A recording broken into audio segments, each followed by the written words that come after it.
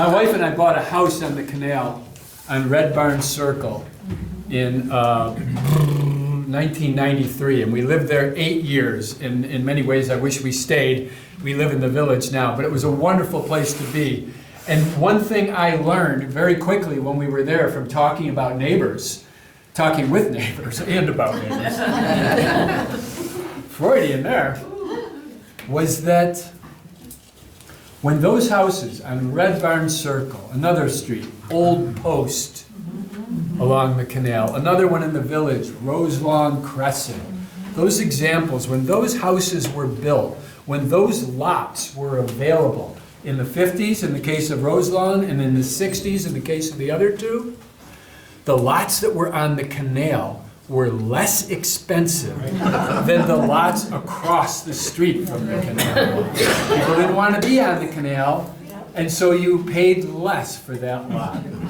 And you know, not long after that, it completely flip-flopped. And now if you've got a lot on the canal, boy, you get premium pricing, and you should, because what an experience it is.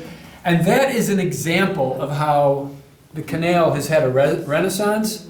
And in particular, in our community, where we have embraced the Erie Canal like maybe no other.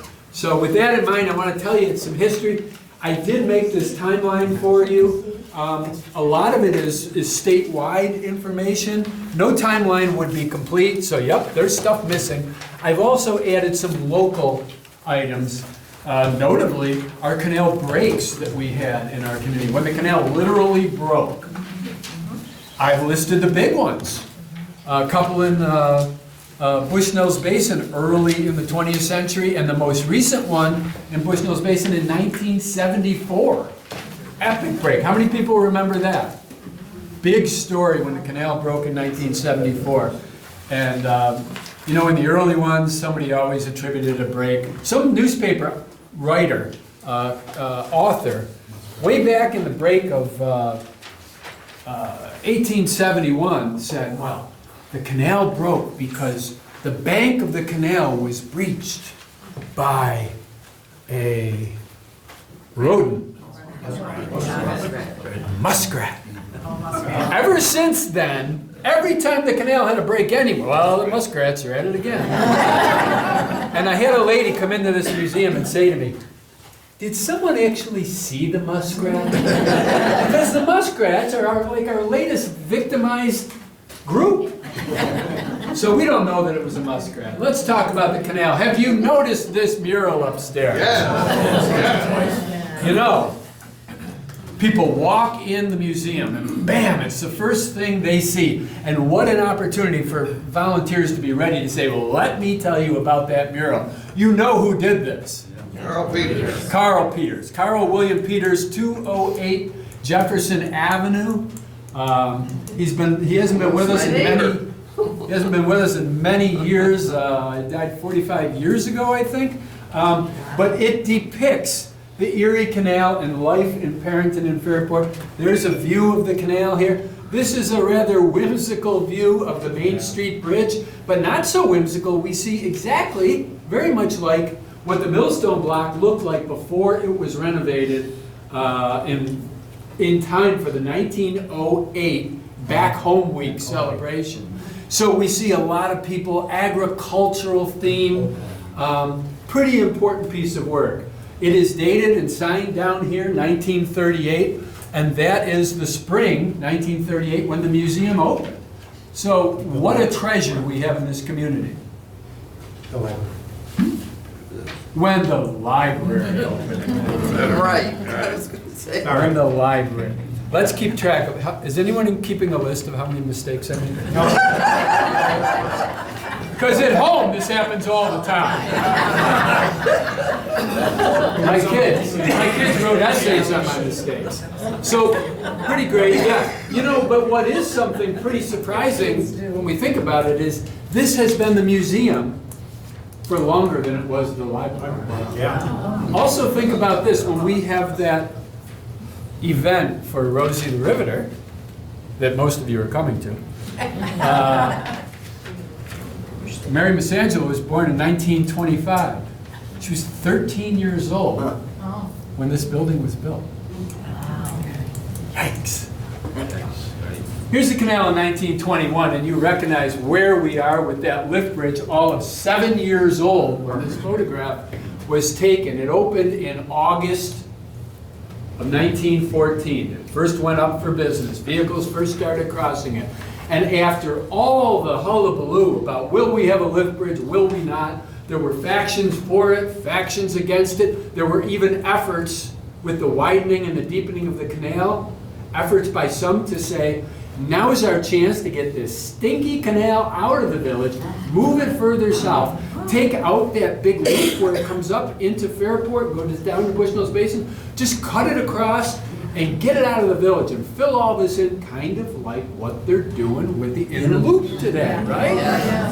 So there was a big drive, but we got our lift bridge, and when it finally occurred, the headline in the Fairport newspaper, you can't imagine, because it didn't exist. After all of that, there was just a little item that said, the lift bridge will open on Thursday. And yet we celebrate this lit bridge. It's been here for so long now. And in fact, you will see in an upcoming story in the historygram, I think it'll be April. I struggle to know what year it is and what month. Because when you spend your life buried in history, I constantly write out checks that say 1925. And I'm working on the May and April and May historiograms, and it's not even March yet, is it? So at any rate, I've got a story coming up about the lift bridge, but it's not this lift bridge, it is another lift bridge we had in Fairport. And there's a really wacky story that came about with this, yes? I know which one you meant. You do? Yeah, West Church Street. Yeah, West Church Street. But It lifted straight up. it lifted straight up, and there's a crazy story that I didn't do it. just wait till you hear the backstory that Now, is this looking upstream or downstream? we are looking west, upstream or downstream. Well, usually the water in the canal typically flows east. You probably knew that. So I guess we'd be looking upstream from that point of view, but we're looking west. The water flows, Typically east from my experience. yeah, Yes. What are you thinking? it starts in Buffalo. Right. That's west. That's west. That's right. And the Good for water you. generally flows from west to east. Yeah. You know, that can get mixed up a little bit when locks are opened and closed, and boy, it gets crazy when a lock opens and if you've really ever paid attention, when they lock through and this rush of water comes through, and I remember this from being on Red Barn Circle, and my daughter and I, she'd get down and watch on the dock. Yeah. Here it comes. And the water would go up like 6, 8, 10 inches for a period of a minute or two, and then go back down. So there's a tremendous rush of power, and that's not a good time to be swimming in the canal if there is a good time. So we see the old Main Street, we see a tugboat. Here is a view from several years earlier. This is about 1905, and this is an illustration of the difference in boats pulled along by a tug. This is what at the tail end of the packet boats that could have been pulled by typically mules, right? Where we are on this image is we are on not the lift bridge, but the fixed position Main Street bridge before the lift bridge, looking east. Just out of the picture is the Parker Street Bridge. This is the lumber company that used to be on the bank of the canal. At one time it was Dudley's. You know, Chris Dudley runs our Parks Department for the town of Perinton. That's his family. And then we've got some more modern activity with all the recreational boating that exists today in the village of Fairport. Boy, you show this to those fourth graders and lots of people going, ooh, ooh. I've been on that boat. Because they have. All right. Cherry Valley, New York. East of Syracuse. Revolutionary War history there. But also, in April of 1822, when we talk to our visitors at the museum, kids, anyone, it's nice to have what we say to them based in some degree of fact.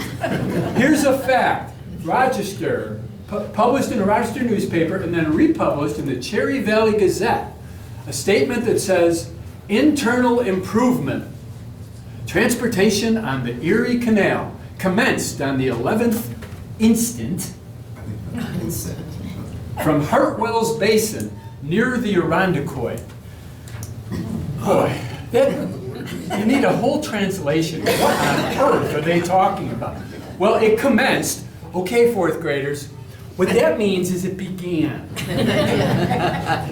On the 11th instant, well, this was written on April 16th. That means on the 11th of the month, the one that just happened, instant. From Hartwell's Basin, well, what that is, anybody know? Bushnell's Basin. Right, the first year and a half, 2 years, Bushnell's Basin, as we know it, was known as Hartwell's Basin. Then Mr. Hartwell said, this canal thing, this isn't going anywhere, I'm packing up. And Bushnell took over, near the Irondequoit. Irondequoit Creek. So, it goes on to talk about Hartwell's Basin, situated 11 miles east of Rochester. One of the things it says here, imagine this. This is a great illustration of the excitement and the impact of the Erie Canal from day one. So you have to understand what's happening here. The canal opened through Perinton westward to what we call Bushnell's Basin. No further at that point in April of 1822 because the Great Embankment wasn't completed yet. The canal was operating Pittsburgh and operating up to the Genesee River by that time, but you couldn't get there from here. That's why people were getting off boats and taking the stagecoach to Rochester and then getting back on the canal on the other side of the Genesee River, if you could get there. So, what an opportunity for farmers, what an opportunity for businesses in Bushnell's Basin, because now the canal was open from Bushnell's Basin east, all the way to the Atlantic Ocean. Markets open. If you're a farmer, instead of selling your crops within 5 or 10 miles from your farm, you could sell them hundreds of miles away, customers. So look at this. There are now in storage 10,000 barrels of flour in Bushnell's Basin, waiting to be picked up on those first packet boats. Flour, lumber, liquor, lots of liquor, so many goods that were waiting to be shipped. And it was a booming time. We've never seen them in person. There were cobblestone warehouses in Bushnell's Basin, right on the shore. Wouldn't you love to see those? Yeah. And of course, wooden warehouses, so many things. Right here, if you want to see one warehouse, one canal side building here that still exists, picture yourself on the Parker Street Bridge and you look to the east. Past those condos they built. Anyone own one of those $1 million condos? Sure. Take two, they're small. You're on the bridge, look to the east, there's a barn, a gray old-sided barn. It's not a barn at all. It's an ice house for the Erie Canal.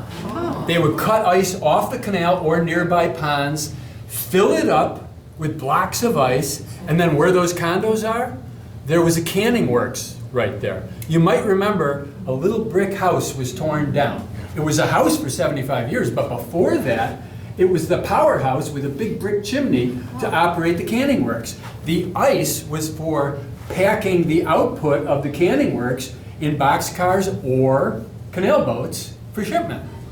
So that barn is more important. Barns are important, but it's even more important. It's a canal relic that we have in our community. How am I doing so far? Good. Every one of you are awake. Yep. All right, commenced on the Erie Canal. Interesting that we have these earliest of articles to help us understand that. Here's a map from 1822. It's part of the Monroe County map of that time. This map was created right after Monroe County was created, because in our earliest history, you probably know that we were part of Ontario County. Penfield, Perinton, Pittsford, Irondequoit, Webster didn't exist yet, Much of Wayne County was all part of Ontario County till 1821. First map was made. In addition to the above, there are 2 other places of deposit within about 6 miles of Hartwell Basin. That's a notation from the earliest newspapers telling us places you could go in this area of the canal. Here's the canal, here's Hartwell's Basin, Bushnell's Basin. No village of Fairport. Fulham, short for Fulham Town these days. We still call it Fulham Town, although there's no history of Fulham Town that we can see there. I don't agree with where they put it. I think the map's a little skewed. It's over here more. I think the canal back then went further over here. Doesn't have as many zigs and zags. And then a whole nother little community here, Gilsum and Penfield. So many mistakes to fix. Daniel Penfield, up here is the town of Penfield. Daniel Penfield, founder of Penfield, had no canal. He came and started a business with his son-in-law, whose name wasn't Gilsum, it was Gilliam. All it takes is a map maker to get a name wrong, and for the rest of all time, it's not Gilsum. If you want to know where this is where Linden Road crosses the canal. And there was a community here after Gilliam and Penfield called Knappsville. Now we had a mayor, Albert Knapp. We had his daughter-in-law, Pat Knapp, town board member, village board member. She's still with us, served for over 40 years. Same family, Knappsville was here.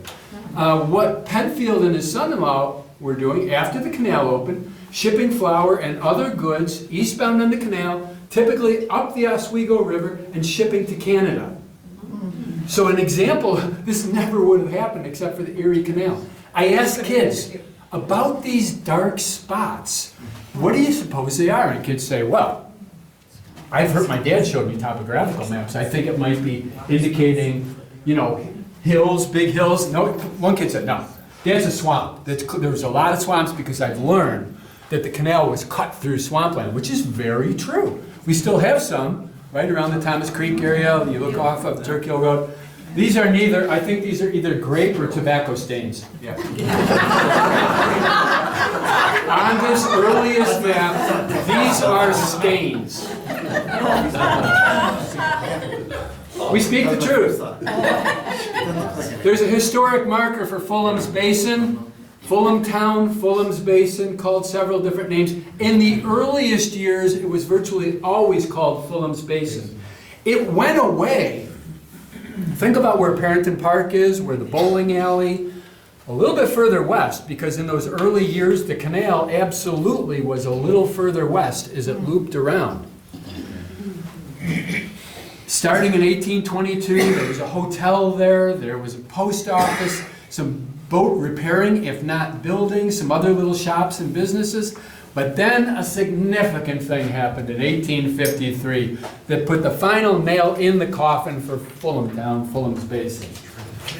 The New York Central Railroad. When the railroad came, Fairport was already growing before that. But once the railroad came, wow, Fulham's Basin just shut down. And imagine the benefits of locating in the village. If you're thinking of opening a factory, the DeLand factory opened right about at that time that the railroad came through Fairport, 1853. Now, the DeLands used both the railroad and the canal to receive materials and ship their goods all over the country. What a great place to be. So Fulham Town went away with that regard. What's the building on the left?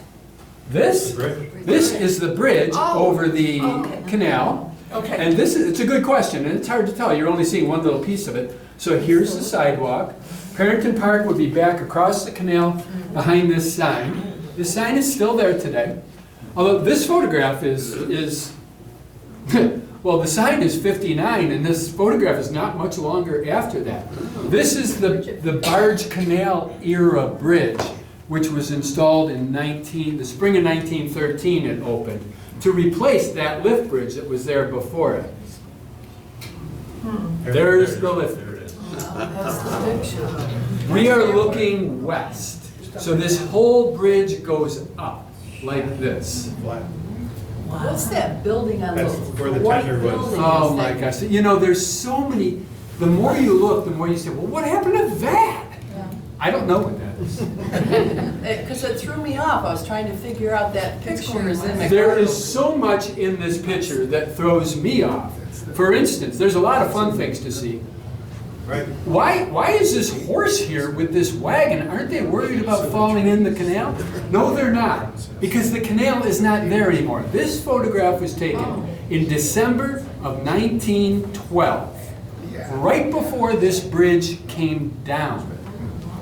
Down. This is a earth embankment filling the canal because they're going to tear this bridge down. There won't be a way to get across the canal. And so now they're going to be able, you can see the trail, come right across at the same level as the canal. The photo doesn't clearly depict that, but that's what's happening because we have a few other photographs that depict this as well. Is that going west or east? We're looking west. So where's the canal? This is the canal here where it used to be. Because what you also don't see in the, so here is the canal, but the water's lowered. Here you get a better view. There's a wall. There's the lowered water.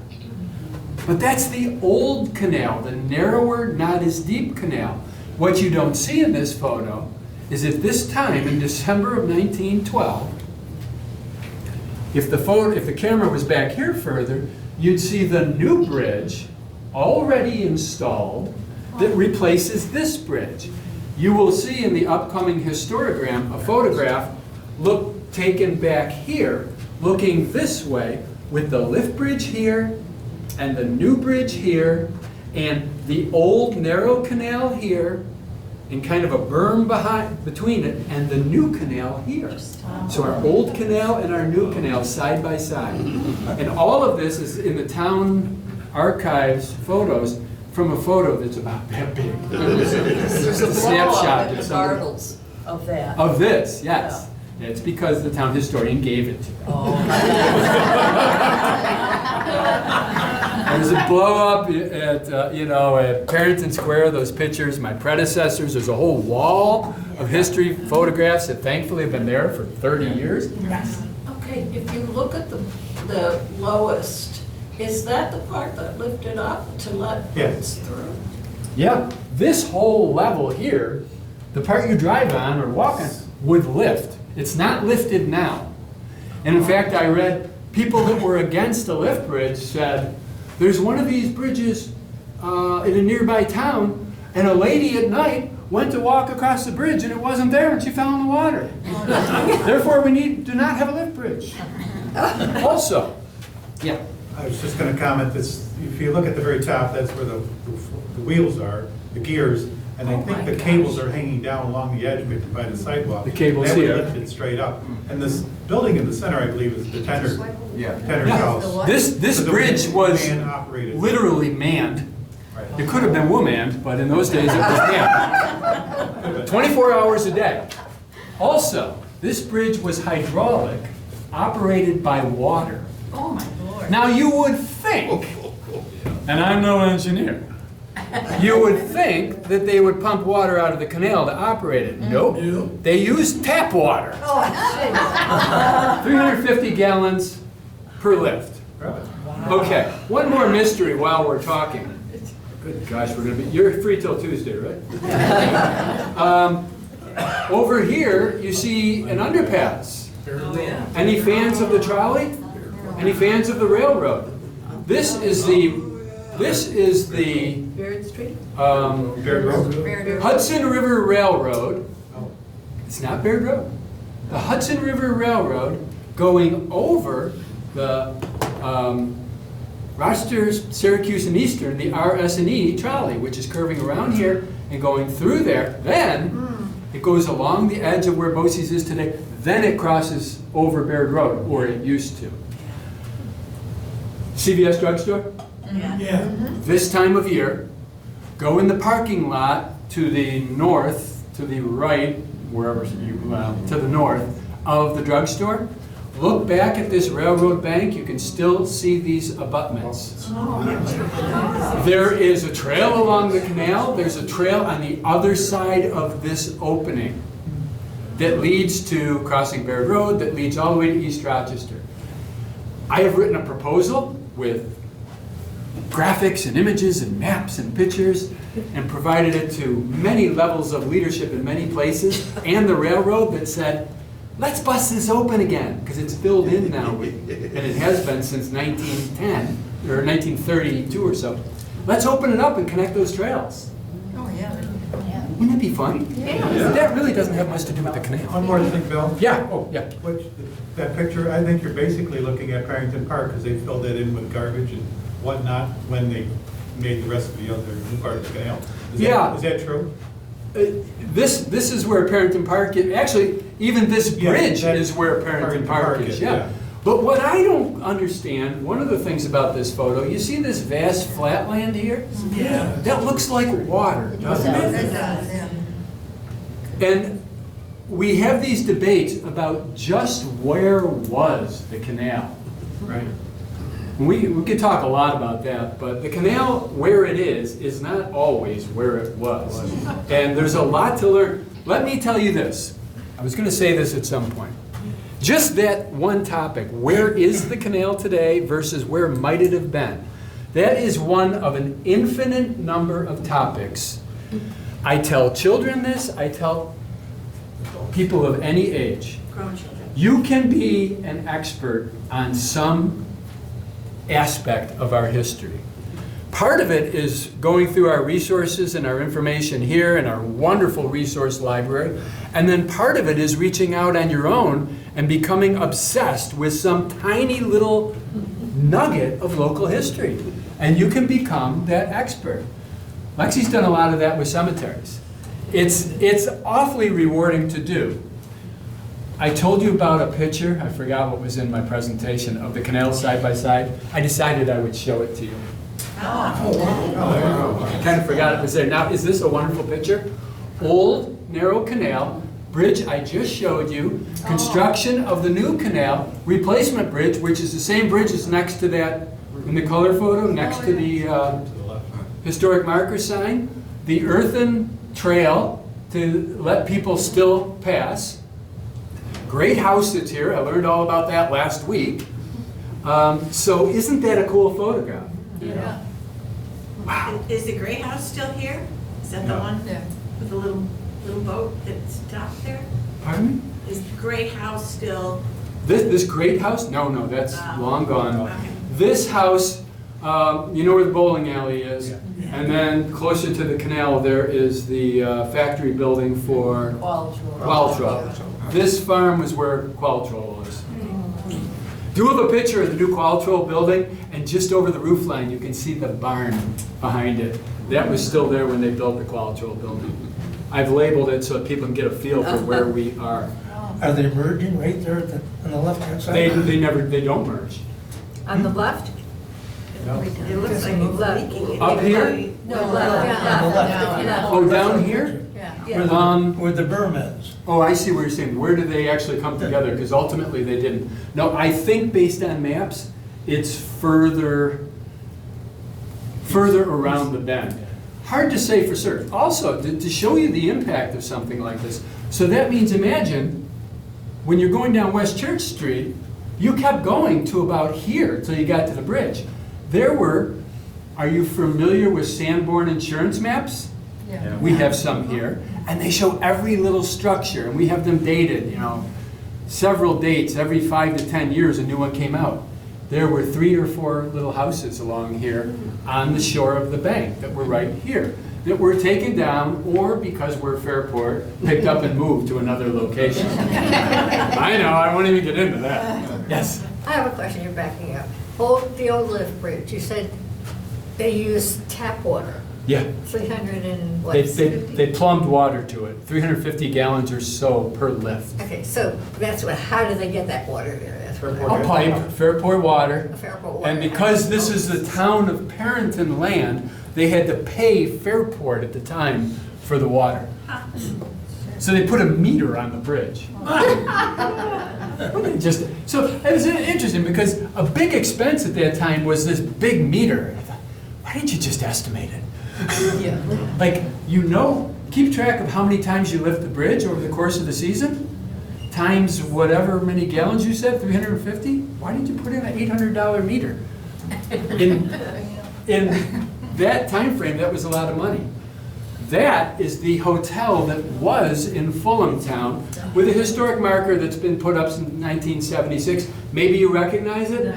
It looks a little different, but this is right across from the Green Lantern, the land on Main, on East Church Street. Just to the right of this is Dial a Tire, for perspective. So the old hotel, the Fulham Town, still exists. It was called Fulham Town, and this was the Fulham Town Hotel because Elijah Fulham is the one who recognized the opportunity to sprout a little community there. Here's a map of 1822, the same one with a broader perspective, and we can start to see this whole area, including the canal that I showed you and the tobacco or stains, and the canal, and going off to Rochester, at the time Rochesterville. And here's a map, and you said maps, you're a big fan of maps, and so am I. And maps, if you're interested and you want to try to do your own exploring, you can go on the Monroe County Library website, and you can go on under images, do a search on images, and then just search Perinton map, or Fairport map, and you can save high-resolution copies of them. What this shows us is the route of the canal in 1872. It started to change over time, and then where the canal is today versus where it went in Rochester. Because you know, when the barge canal expansion happened in our town, 1912 to 1915 or so, but all the way up to 1918 across our area, it relocated all the way down here, you know, Genesee Valley Park, versus going through the heart of Rochester. Give you a little close-up view. You know, there's wide waters, one east of Rochester and one west. Particularly when the canal was narrower, boats needed a place that they could turn around. And so the wide waters, two of them, one of them you're probably familiar with at Cobb's Hill Park, that pond. You've seen the old lock along 490 there, the old big stone lock. Well, the pond was the turnaround pond, the wide water pond for the Erie Canal. And it was much bigger. Was it? The pond was huge. I used to ice skate on that pond when it was Of course, you were full smaller. size. I But it was big, I didn't know that. But it was about 3 times the size. Well, that would make sense, given the proximity to the lock that we see along 490. Right. Thank you.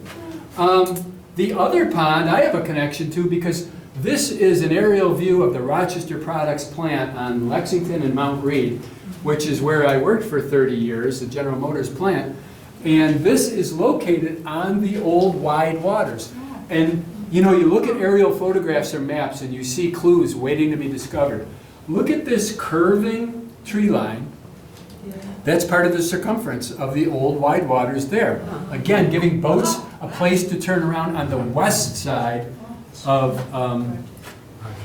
the city. Your car in there? Pardon me? Is your car in there? Yeah, my 1932 Pontiac. The one with the lights on. And the electric charging stations, I think, were right over. What's the water that's just west of Pittsburgh, which supposedly has boats that have been sunken? Oh, yeah. Do you want to address that at all? I don't have any information. So, Sorry. there is a place, and I went there one time when the water's down. The best time to see it is in the winter. There's a pond adjacent to the canal. I don't know that much about it, but it clearly was a place. Sometimes when the old wooden boats, we're talking the packet boats, the early boats from a previous generation of the canal, when they were about done serving their useful life, they just tied them up in a backwater and let them rot away. They just sunk them. And so you can go to this spot in Pittsford.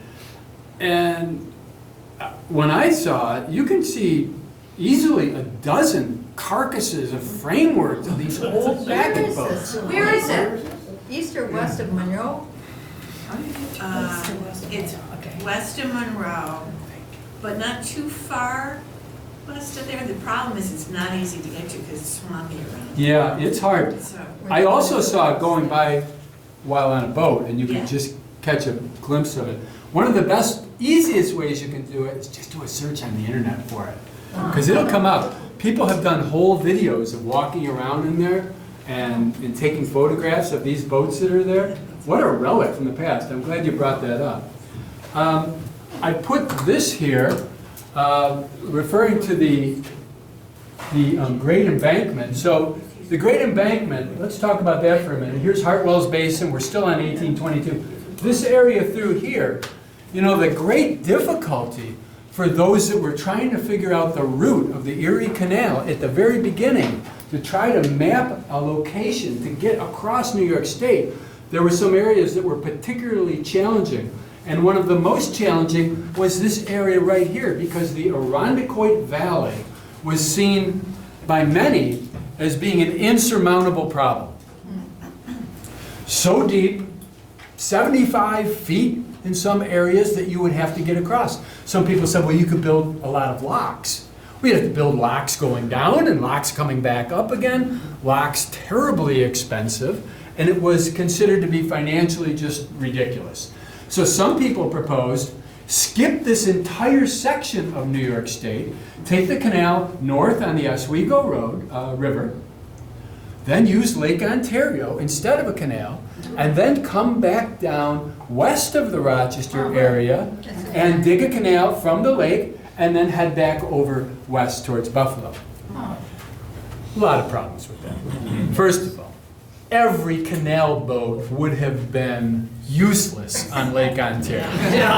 So that would mean every boat, you would have to have a corresponding lake boat to shift the freight, shift all the stuff on the boats to go 50 miles and then undo what you just did. So that was deemed impossible. So the solution became to create these man-made ridges that partnered with a glacial ridge to get across well over a mile, perhaps a mile and a half area. And it was the solution that they came up with, not without problems. Right from the beginning, this thing leaked like crazy. I mean, they brought in immense amounts of soil, and they built a base of just an incredible number of logs that they built upon, and then built this trench, lined it with clay to try to keep it from leaking. Lots of problems. So it worked, but the Great Embankment has been the source of many of our problems, starting within months after they built it, in terms of holding up. Irondequoit Embankment, this interesting section of the Erie Canal, which first opened on the 15th of October. And they talk about the excitement of this. They talk about in newspaper articles right from the beginning of how people had the sensation that they were flying. Imagine this. You're on this boat, and you look down this way, and you look down this way. It's 75 feet down below. You can't even see anything. It's like they were literally in the treetops. It became a fascinating, exciting, for some thought it was just a treacherous adventure. In fact, there were Bushnell's Basin businesses that advertised, come do business with us, get your goods on the other side of the embankment before it fails. Had a lot of faith in it, huh? For example, This is Mann's Mills, and I want to remind you about how mills played such an important part.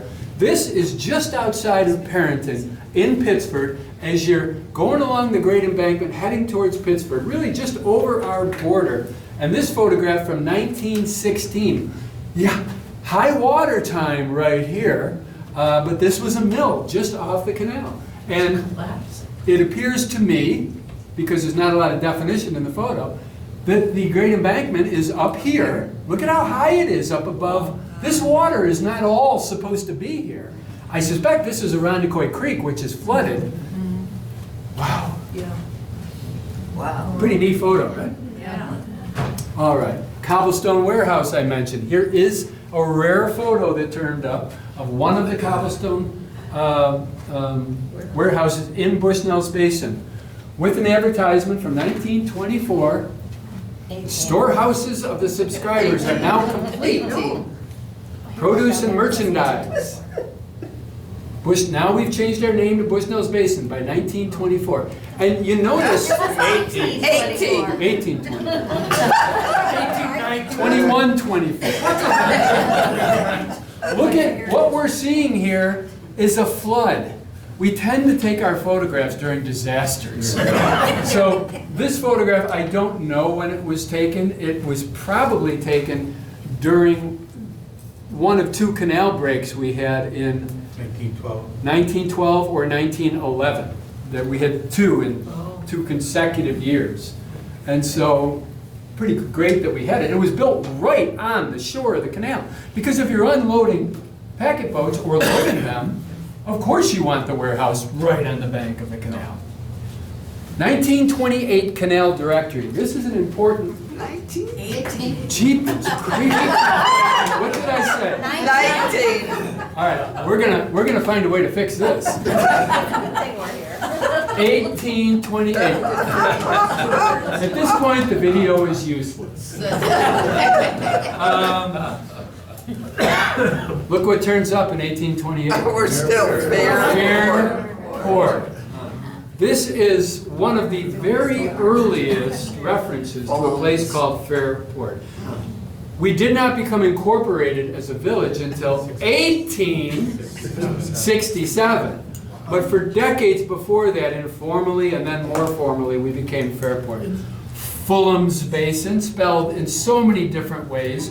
If you're doing historic research and you're in our old newspaper databases, which let me just talk about just one of my favorite free ones for a moment, because if you want to become an expert on some niche, even if it's your own family history from the area,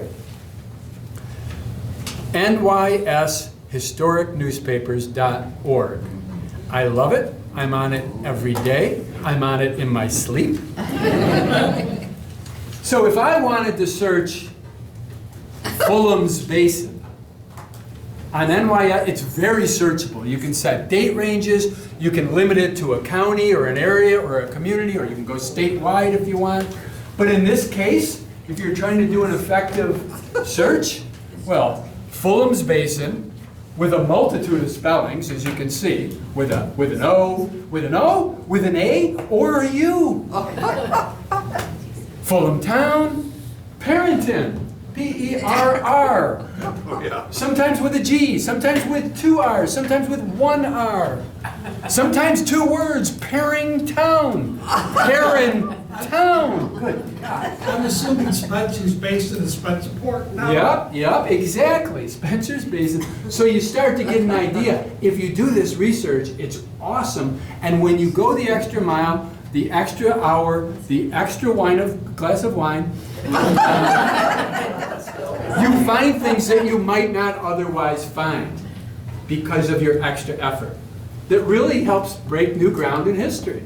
So this directory is no different. Remember when you would they used to print maps on paper? I don't know if you remember that. And you would unfold them.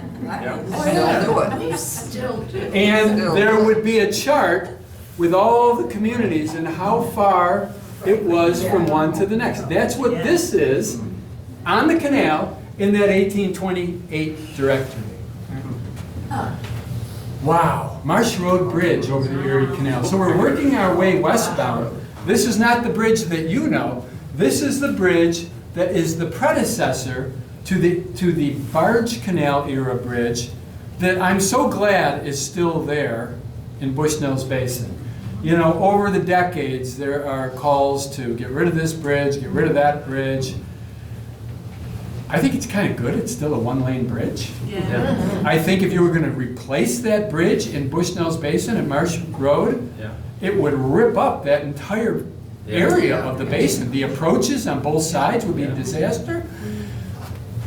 I know I hear people sometimes say, oh, but waiting for that bridge and waiting for the oncoming traffic.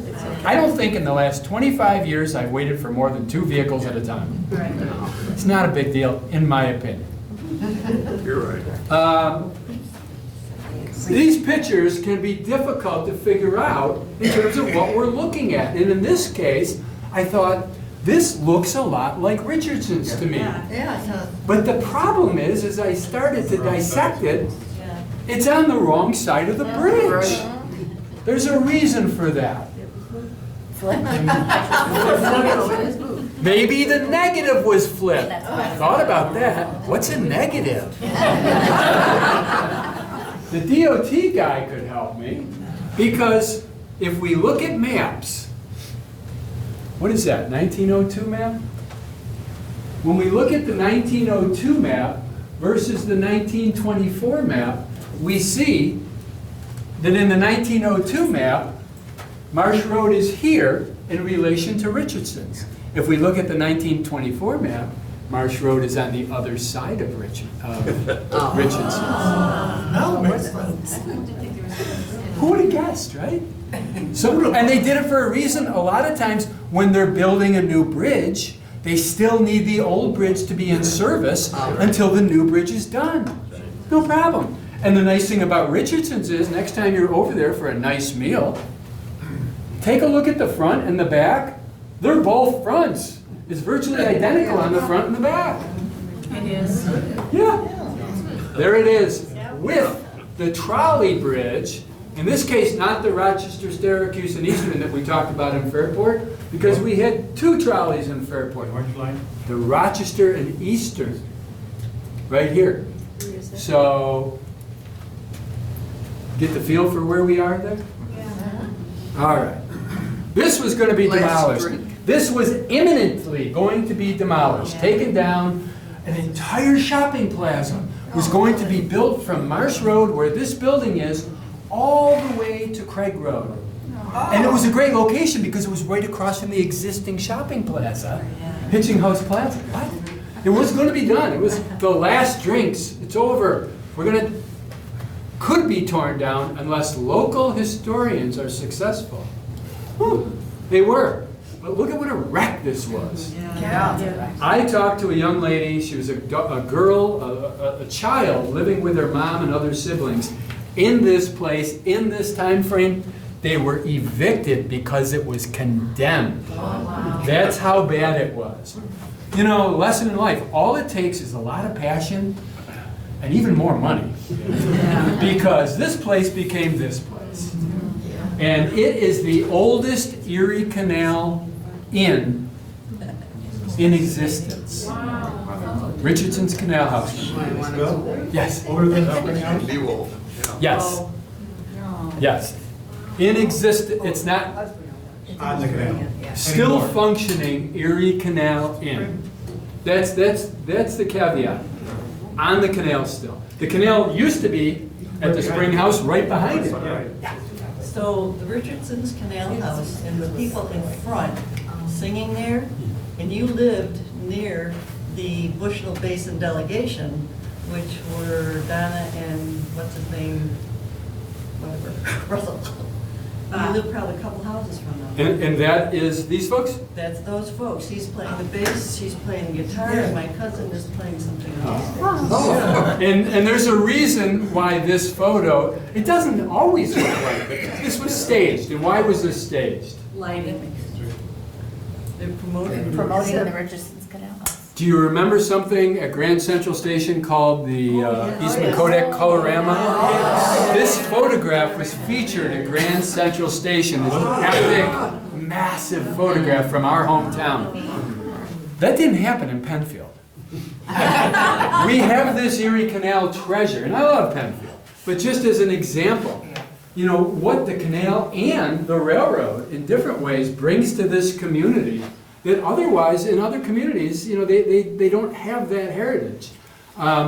Widening the canal in Bushnell's Basin, here's a great illustration of the actual excavation and digging in the off-season, no water in the canal. Here's the old Erie Canal Bridge I just showed you with That's the new one, correct? Not the new one, it sure looks like it. This is the trolley bridge. And here is the devastation caused by the 1911 canal break in Bushnell's Basin. This was just before they were getting ready to line the canal with the concrete walls that we have today. That was in the works, it was about ready to happen, and then allegedly a muskrat. So that trolley bridge I just showed you is back there in the distance, hard to see. The little canal bridge is already crashed to the ground here. Wow. Now, one of my favorite photographs, great embankment up here, water flooding over the side. This is the following year, 1912, because you can see the massive pieces of concrete that have been launched, broken up and destroyed. And meantime, the family finds a place to have a picnic. I want to see the photo 2 minutes later when these people are washed down Irondequoit Creek, because it looks possible. Isn't that an amazing photograph? This is taken down around Marsh Road. And now here we are starting to rebuild those damaged concrete. See, this is that concrete, very familiar with what we have today. And look at how it was just destroyed. Wow, muskrats. Wow. And so they put in the temporary railway to haul new materials in, to haul away the old material, bring in the immigrant workforce. Hundreds and hundreds and hundreds, in this case perhaps thousands of Italian Americans called onto the job. And they built a temporary, you ever go to amusement parks like even at Seabreeze? And you have the over the falls, right? Well, looks a lot like it, doesn't it? They built a passageway elevated up, all of wood, leaked like a sieve, according to newspaper articles of the time, just to get some commerce going while they were still working on the repairs to the canal. Yeah. One boat at a time. One boat at a time, one lane. And muskrats eat the wood too? Well, termites got the wood. Oh, okay. Here's the guard gates that were installed. This photograph from April of 1918. This is at the end of the Barge Canal project. And you know, if you're familiar with Red Barn Circle, halfway down, there's one of these guard gates. Yep. And as you're heading towards Pittsford from the Great Embankment, just on the other side, on the Pittsford side of the Great Embankment, there's another one. And these are like guillotines. These will be operated, these will be dropped down to capture the water, to keep the entire canal from draining in the event of a canal break. You'll also see these, you've seen them, you're going to pick somebody up at the airport, you're driving along the expressway, and you'll see around Genesee Valley Park, there's one just along the side. They are on both sides, east and west of the Genesee River.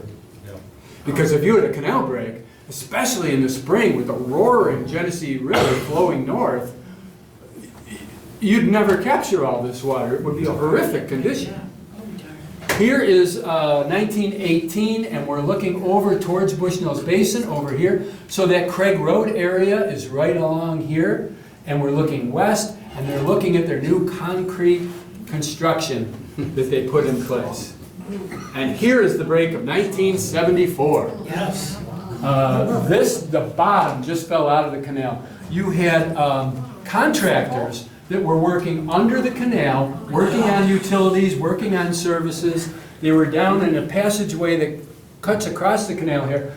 For reference, it goes around the bend. This is Route 490 Bridge. Just on the other side of the bridge is Craig Road Park. So Bushnell's Basin is right back here. Richardson's is right over here. And the bottom just fell out. These guys were working underneath there, and they could hear it coming. 1974, no cell phones. They could hear it rumbling. They could start to see cracks. They got out of there. They ran to the neighborhoods on this side, the low side, the valley down there. They ran screaming up and down the streets, pounding on doors. Get out, find high ground. And it broke. There's a lady doing laundry in her basement in one of these houses. She was washed right out a window in her basement. She was okay. Luckily, all this happened when school was in session. The kids were not in their neighborhood. They had not yet come home from school. This was a big deal. A Yeah. lot of houses were impacted, a lot of people were impacted, businesses, and a lot of effort to figure out where the blame should be focused. Bus beds. Must be, yeah. Luckily, those guard gates worked, or it would have been a disaster. Here's another photograph. This shows just how the bottom fell out. This is right where that happened. Imagine if they took this photo a little earlier, you would have seen nothing but a wall of water worked its way to Arundecoy Creek and devastating streets and homes, really in Perinton and Pittsford along Marsh Road. So many people have vivid memories, as you can imagine, of this event. Now, this is a pretty awesome scene. Early, said to be Pittsford on the Erie Canal, 1837. There's two versions of this painting that I found.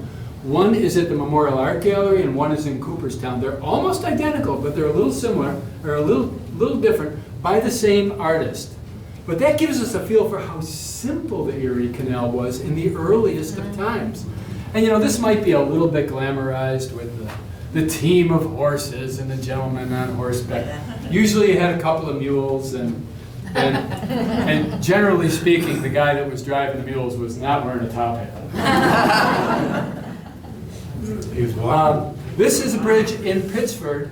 I am unsure which bridge it is, if it might be, It's the North Main Street Bridge. is that right? Yes. That's the North Main Street Yeah, Bridge. and those are the Hutchinson warehouses on the south side. So, yep, right there. So there used to be a whole bunch, the agate maltsters were on the west side of the bridge, and during the construction of the enlargement, they lost all of those buildings. Wow. 1910-ish. What street is that? North Main Main Street Street. in Pittsford. Okay. Anytime we have a picture with when you see the old bridge, not the barge canal era bridge, that immediately tells us the canal is narrower, not as wide and not as deep. And so it's a great throwback. And you just don't see those pictures as much. Another picture from Pittsford. Monroe. This is Monroe. This is Monroe Avenue. And so, but it makes sense if you think about it. We are, I believe, looking west. West. Looking west. Because Yep. first you go over the railroad tracks, heading west, then you go over the canal, and look, so often you would have a winding approach to get over the canal in so many of these pictures, and there's a very good reason for that. You know, there's no lift bridge here. You had to have the bridge high enough for boats to be able to get under it. But that means you could have, if you just had a straight approach, it would be a pretty steep hill.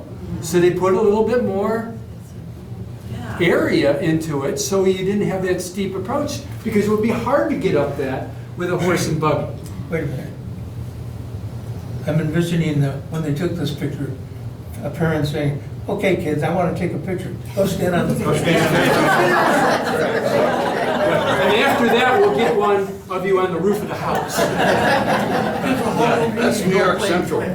Main line, New York Central Main Line? isn't that? Uh, You're looking at Or the tracks. Are those Mine- tracks. Probably, yeah. I don't think it would be the West Shore. The West Shore is more, Farther north. north. Those were So, yeah. the railroad guys' kids, actually. Oh, Really? He posed in the Watch front, out, yeah. here comes the locomotive. Okay, just a little bit about Rochester and the aqueduct over the Genesee River. You know, today the Broad Street Bridge really has the remnants of the aqueduct that carried the canal over. But not this aqueduct. This is the first one that was opened. The opening of the aqueduct at Rochester was celebrated on the 6th instant, 1823. So by October of 1823. So keep in mind the canal opened in Fairport, Perinton in April of 1882. It took this long to get across the river to open up traffic and commerce west of the Genesee River in Rochester. This aqueduct did not last very long. It was made of materials that were later decided to be inadequate for the job. They cut corners. And so it lasted, I think, about 15 years or so. Eventually it was replaced. Here's another image of it. How simple Rochester was at the time, really just a village at the time. And here is the aqueduct that replaced it, that still exists today. We're looking, when we go this way, that's heading westbound. Genesee River flowing north that way. The library. So the War Memorial is to the Isn't left. that great? And here is more what it looks like today. That's the library. Yes, on the right. Yep, that's the Rundell Library right there. First federal building. And here is the same area going around that bend in Rochester. Isn't it amazing to think of in Rochester and Syracuse, so much canal activity in those cities. Here it is in Syracuse. Look at that, the lift bridges, they have way stations, you know, Yeah, not much left though. pretty neat. And then we utilize these maps. In this case, a map like this in Fairport was used to try to figure out what would be impacted during the Erie Canal project, barge canal project, 1912, 13, 14 in the village. So here's our Main Street Bridge, and they've got all the names of the different property owners, because some of these buildings, as we said, were going to have to go, either be torn down or moved. So a lot of study. So it's great that we have these maps as well. And then the construction, the widening of the canal in Fairport. So this is the old Main Street Bridge in Fairport. The canal, that's north, this is south. The bridge only comes to here, and this is the widening and deepening effort over here, adding 40 feet of width to the canal. That would be West Avenue to the right. West Avenue would be right here, exactly. By the way, a lot of these photographs are in our resource library in the canal books and bridges books that our Thursday morning crew have worked so hard to put together. Again, we're looking, in this case, we're looking to the west, and there is the old bridge, and here is that temporary expansion bridge, the old canal wall. If you know where the spillway is, Parker Street Bridge is over here. That spillway has been there since the canal opened. I have a lady who is really looking for every bit of information. Her niche in history is to understand everything she can about this, right here. And there's a lot to learn. And even a photograph like this, as they're widening the canal, we're at the Main Street Bridge, looking to the west. There's that triangular shaped building along the canal at the end of Roselawn Avenue. Now, this is the Murphy Manufacturing Building. It still stands. It's red and white on the bottom. This is a rehabilitated house that is now part of the little condo community right there. So all these little bits and pieces of our history coming together.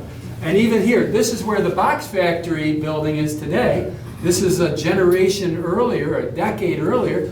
This is the building that's still next to the canal, the Millstone Block, on the north side of the canal. So a lot of great pictures. You can find a lot of these in our archives upstairs. I'm going to show you one fun thing, and then I think I'm going to call it quits. These are views from Aralt Road looking down on the canal. Let's see if we can make this happen. A little video from 1938. Wow.